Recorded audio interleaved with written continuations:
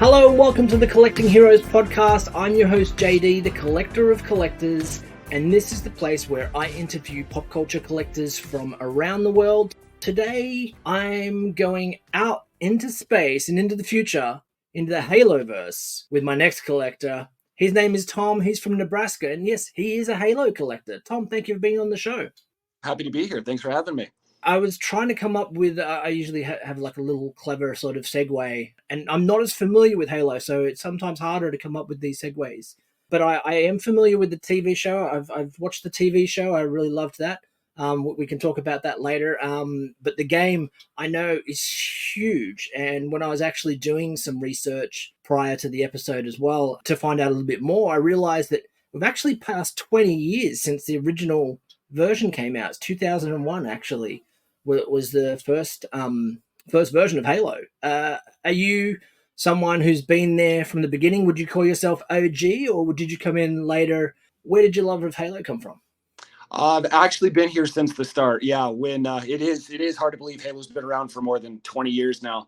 My dad was actually in the Air Force for quite some time, and when Halo first came out in 2001, we were actually stationed at Osan Air Force Base in South Korea. And up till that point, I was a Nintendo kid. So I grew up with Mario Brothers, Donkey Kong Country, Yoshi's Island, all those great games. And the very first time I ever played Halo was on an original Xbox kiosk that the base BX, it's the like military equivalent to like a Walmart. They just set up the kiosk and had the demo going, and never heard of it, just started playing. And I was hooked like instantly. And just every day after school, I would go down and play for 15, 20 minutes until I could actually afford to get an Xbox myself. It was so much fun. I remember back in the day, they don't do it as often now in a lot of stores, but I remember when it used to be commonplace that you would walk in to a game store or other places and they would have like kiosks set up where you could play the newest games or the newest consoles that come out. I remember doing that. I remember when I was a child going and playing in speaking of Nintendo, Dr. Mario competition that they had. I don't know if you're familiar with that at all, but there's an old NES game, and it was kind of like Tetris but with pills. And I remember going in and playing on the kiosks, and they had a competition where you could win stuff, and I ended up winning a T-shirt in that. So when you did finally get your first Xbox, what was the experience like when you brought it home and you started playing in the game?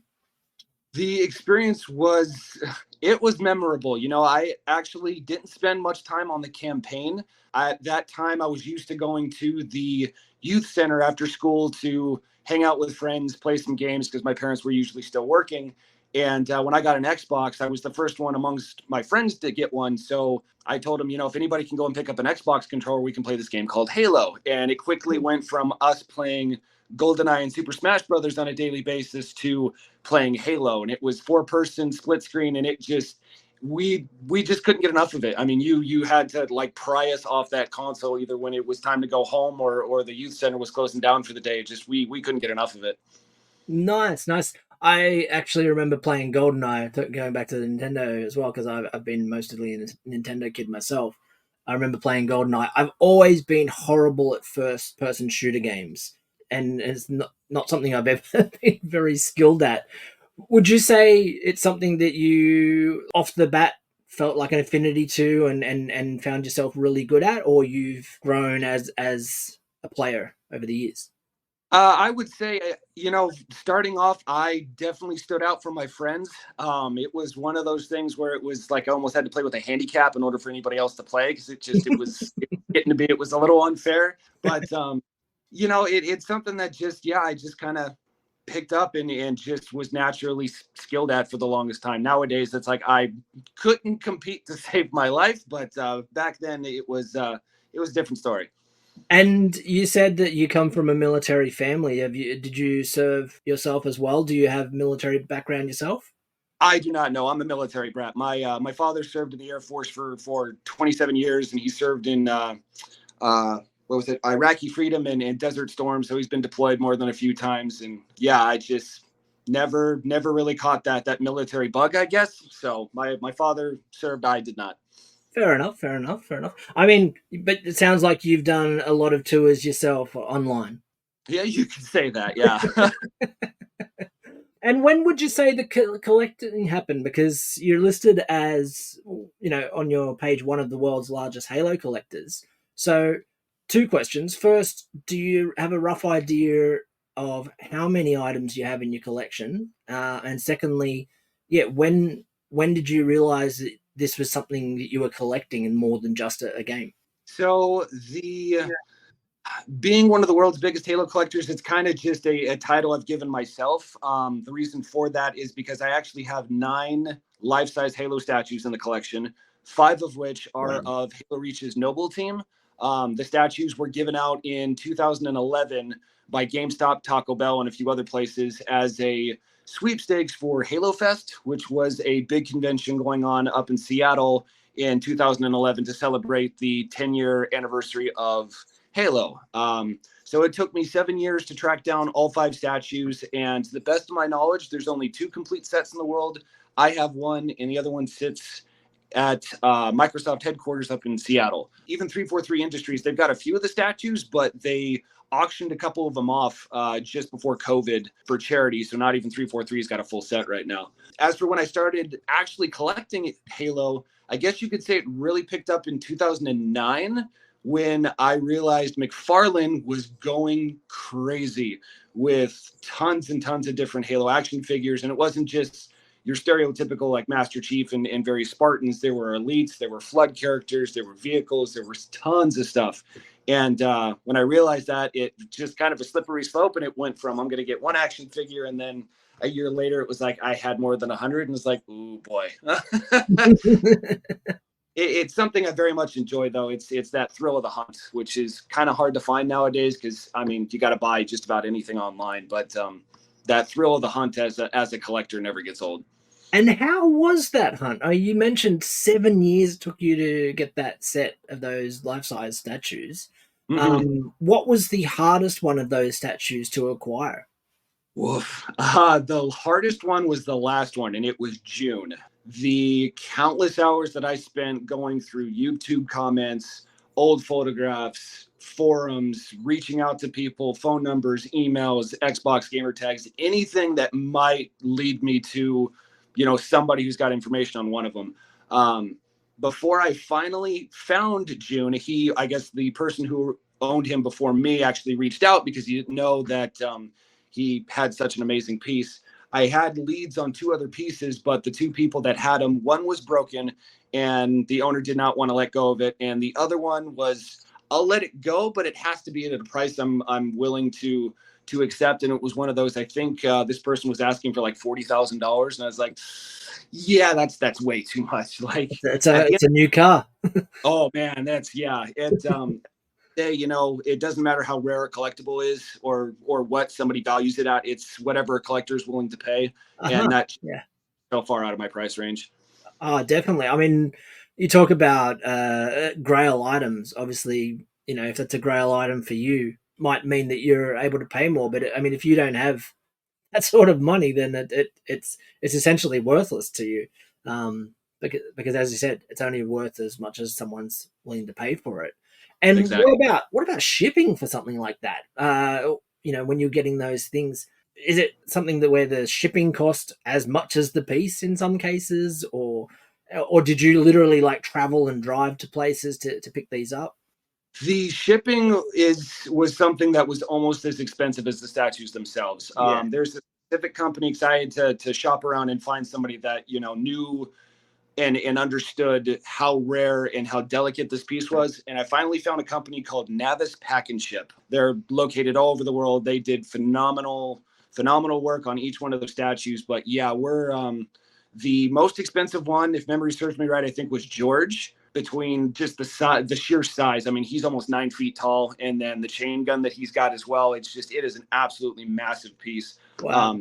On that was close to $6,000. But it's one of those things like when it's that rare and you're really wanting to add it to the collection, you can't cut corners with something like that. Because if you do, it's going to come back and bite you in the ass, pardon my French. And I've seen some other collectors do that with the more common life size, like Master Chief statue from Halo 2. And it's heartbreaking. It's just, you got to be willing to shell out just as much for shipping as the statue itself. Just be prepared. Yeah, yeah, you obviously got to factor that in when you're purchasing something like that. I can see the Master Chief in the background, and he's quite impressive. Yeah. How do you go about displaying something like that? You're talking about a 9 foot piece.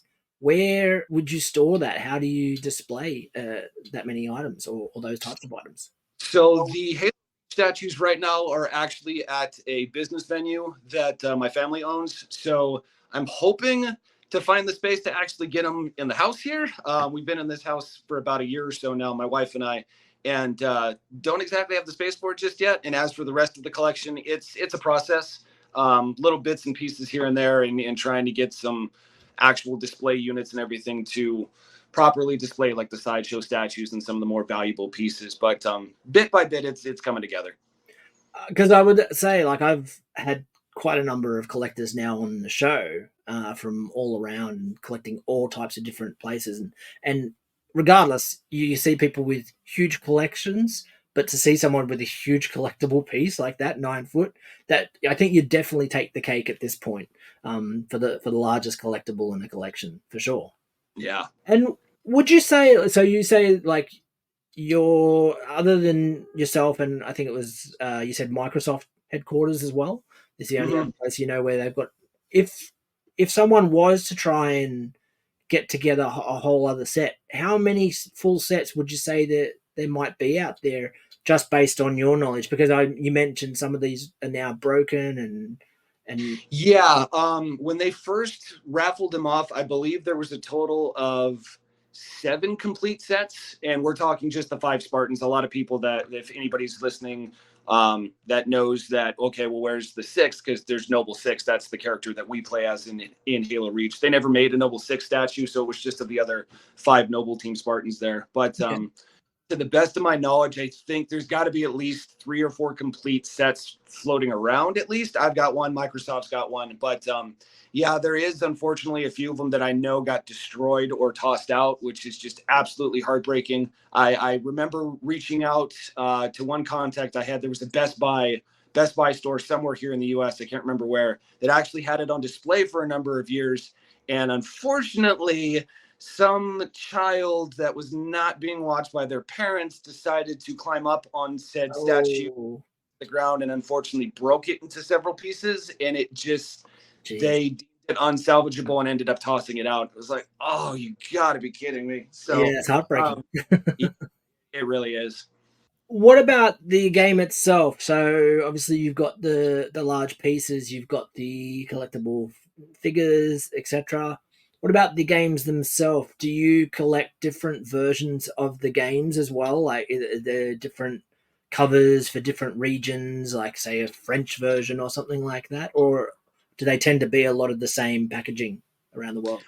They tend to be a lot of the same packaging. I have quite a few duplicates. I do have a few variants from other countries and some pre-order bonuses, little variants here and there, but for the most part, not really. One of my passions for most of my life has been hosting LAN parties and in tournaments. Like going back to when I mentioned we lived in South Korea, I was actually using my allowance money at the time to buy Pokemon cards to use as prizes for like Pokemon Stadium tournaments, Mario Kart, Super Smash Brothers, and things like that. Cool. When I got out of high school, I started to host LAN parties and actually made a business of it where we were hosting events almost every weekend, which meant I needed more copies of Halo. So between Halo CE, the first one, and Halo 2, I legitimately probably have close to about 50 or 60 copies of each one, just because with all the Xboxes we have collecting dust downstairs now, we just needed to make sure we had backup copies for tournaments and events, just in case one was scratched or something wasn't working properly. So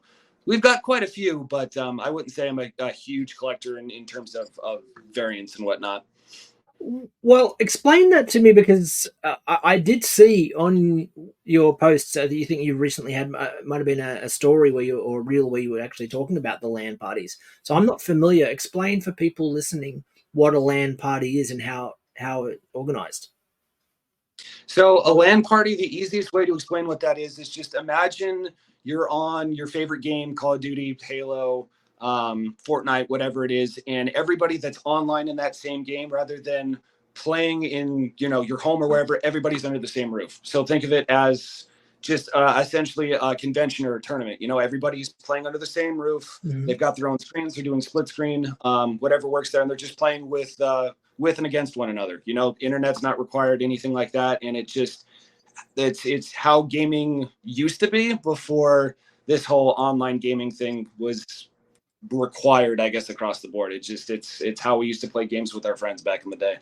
And obviously, now that it has changed to more of an online, would you say that trying to make a LAN party happen is harder to organize these days, or do you find that people are like actually more excited now because of the fact that they'd love to get out and be in person with people rather than online? It's much more difficult. It's actually the whole online thing is the reason why I had to shut down my business when the Xbox One came out, because it became so much more expensive and so much more complicated to host events when Xbox is required an Xbox Live gamer tag, and it had to be hooked up to the internet in order to really do anything. For the longest time,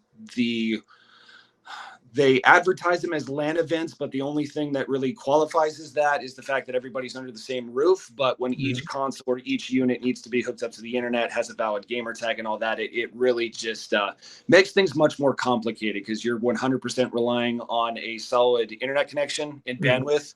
Whereas back in the original Xbox and Xbox 360 days, all you had to do was connect the consoles to one another. So as long as there was a solid connection, you never had anything to worry about.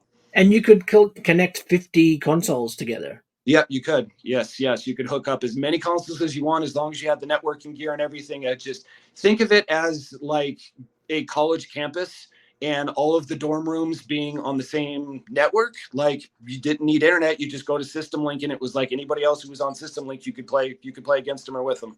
What would be the biggest LAN party, the most people you ever had? Personally, the biggest event that we had, we called Camp Nerdtron, and this was the better part of a decade ago, maybe a little longer. 700 people. We had over 700 people show up, roughly 300 of which brought their own setups, so PCs, Xboxes, PlayStations, GameCubes, all sorts of stuff. And we had a bunch of little tournaments, and it was an all-night thing. It was amazing. It just about broke the venue, but it was without a doubt one of the best events I've ever had. Wow, I was going to ask actually, what type of venue do you use for that many people? That specific event was an old bar. It was a two-story, I guess you could call it two-story, a main floor and a basement. It was about 16,000 square feet, just completely cleared out, and it was just nothing but tables, chairs, and video games just linked everywhere. It wasn't the prettiest thing in the world, but it worked, and everybody was. I'm trying to imagine people at the bar, like with the console on the bar, maybe like a screen on the bar. Am I picturing that right? Was it people outside of tables if you had that many people squashed in different spaces? The vast majority of people were sitting at tables that we set up, just folding tables and chairs, anything that we could scratch up or rent.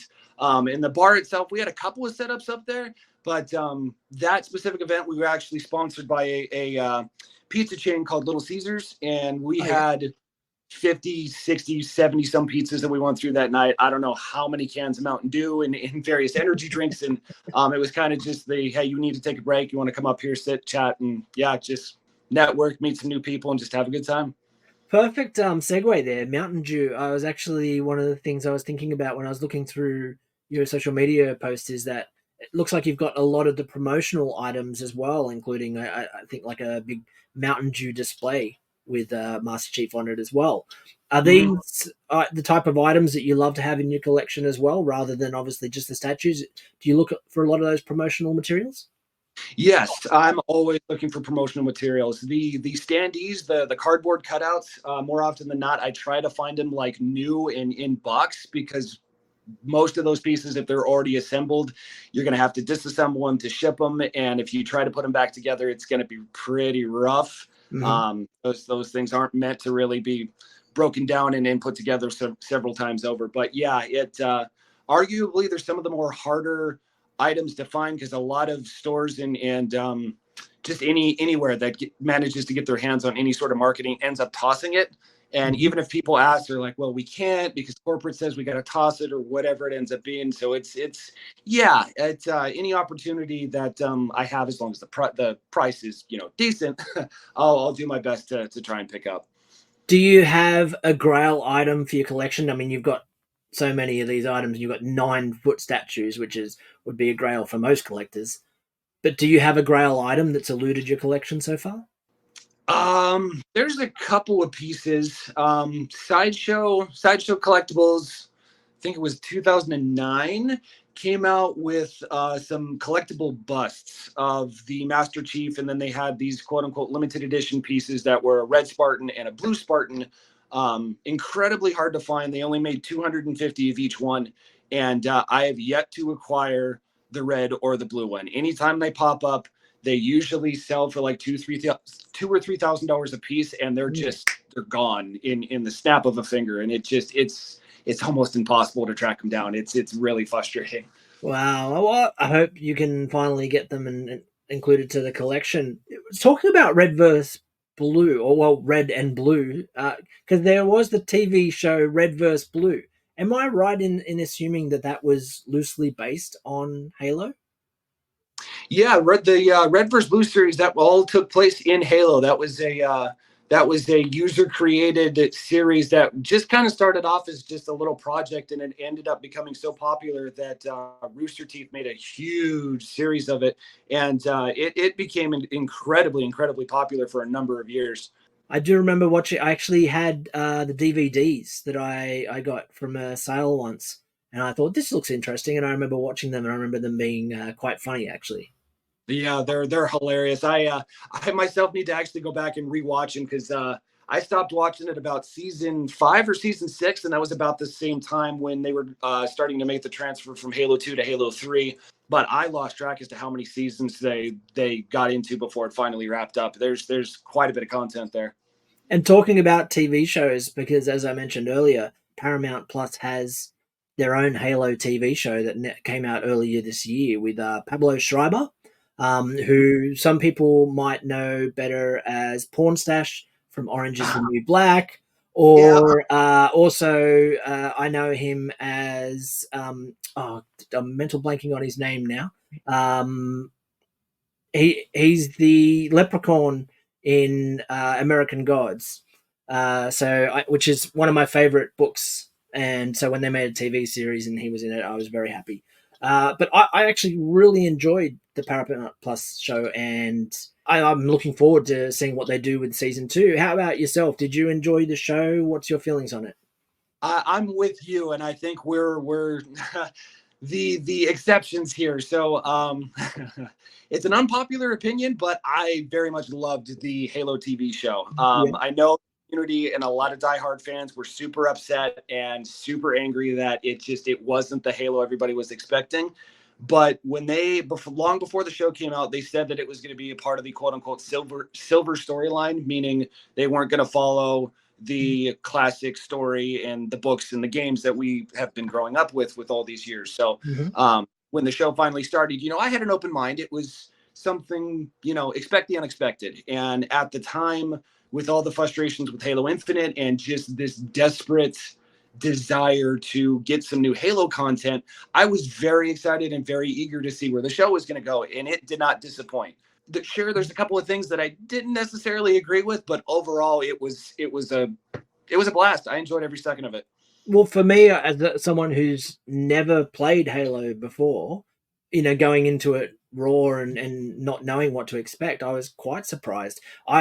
Because we have a look at the video game movies and everything. Like, you only have to look at things like Resident Evil.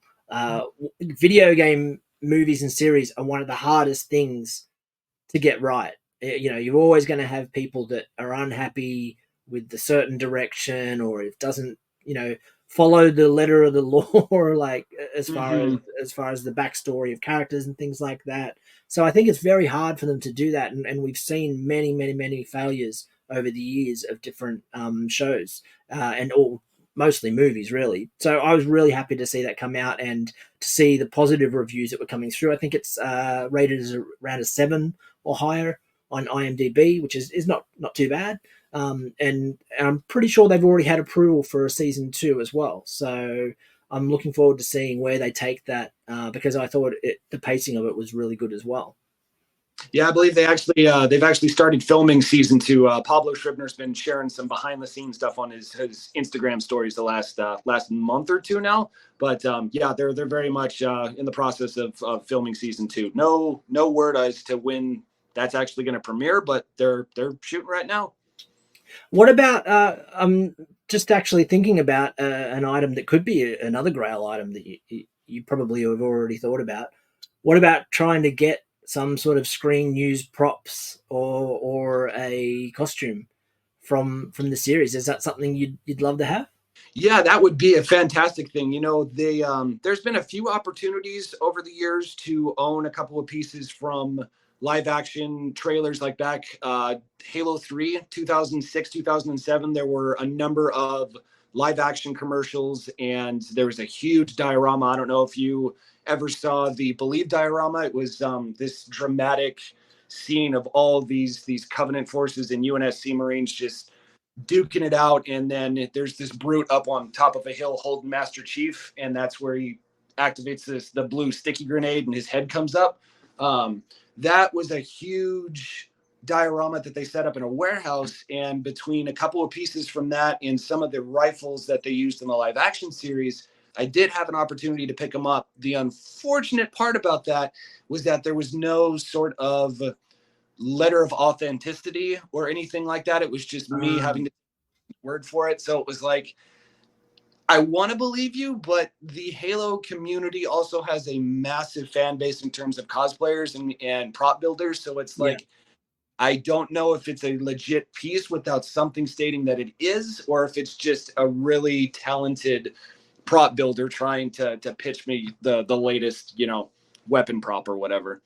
And what about cosplaying? Is that something you've ever done? Do you have your own outfit as well that you may have used? I mean, we've just passed Halloween. Maybe you had a Halloween outfit one year or I something? did have a suit. I no longer fit in said suit. It was the better part of a decade ago. Also, I had one custom made here in town, but haven't cosplayed too much. But when I did have that suit, it was more than a few times. Any excuse that I had to just go out and walk around as the Master Chief for a little while. It's always a lot of fun. Makes a lot of people smile. Was that like conventions and things? Do you go to a lot of gaming conventions? Convention. I used to go to conventions. Unfortunately, because of COVID and how the world currently is, Yeah. I haven't been the last 3 years. But yeah, we used to go to conventions and stuff all the time. Gaming conventions, anime conventions, a random appearance at a tournament or a LAN event somewhere. Just like I said, any excuse to dress up as Chief and walk around for a bit. What was your favorite convention or experience? Ooh, either PAX West, and that was Penny Arcade Expo. It's a video game / tabletop convention in Seattle, either 2016, I think it was, because that was actually one of the first times I had met my wife, because we were in a long distance relationship for the longest time. I think that was the second time we'd ever met. The Master Chief Collection, which is they did a remastered anniversary sort of thing for many of the old Halo games. They were bringing them all together on one. So the Halo had a big appearance there that year. Between that and going to New York City for Toy Fair, was that 2020? I think that was 2020. That was where we got to give the world premiere. Thanks to Jazzwares, we got to give the world premiere of the upcoming Halo toys and collectibles that they've been working on.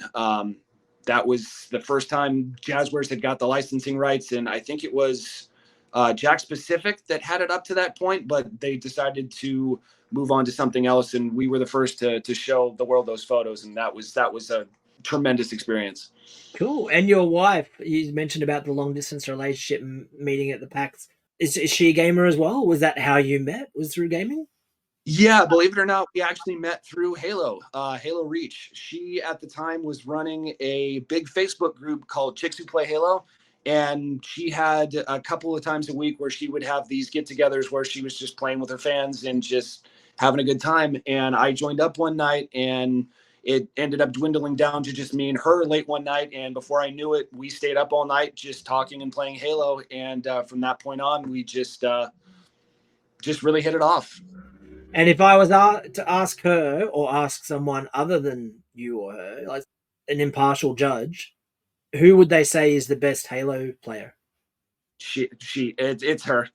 she she'll deny it she'll deny it all day, but without a doubt she's the better Halo player. She's a much more competitive person than I am. I'm very laid back, and I can be competitive every now and then, but it's she can kick my butt any day of the week. I mean, it's obviously good, meeting through Halo and her running a Facebook group, that now you being a Halo collector, she can support that hobby, obviously, and knows your passion. Because I think that's sometimes hardest thing for some collectors is just getting their partner to maybe understand their obsession with their passion, like the obsession with the thing that they're passionate about, and their collecting passion as well. Because that can sometimes be an uphill battle, especially when it comes to forking out certain amounts of money. Obviously, not $40,000 for an item, but when you're sort of trying to say this item is valued at this, and if your partner isn't familiar with that, they might be like, "No, that's just a toy. It's not worth that much." Whereas your wife might be like, "Yeah, buy it, pull the trigger, go." Very, very, very much so. Yeah, we met through Halo, but she's definitely as much of a collector and a geek as I am. She loves Harry Potter. She's into a number of different book series, and Stranger Things has been one of her recent favorites as well. So outside of Halo, we've got a pretty substantial Funko Pop collection.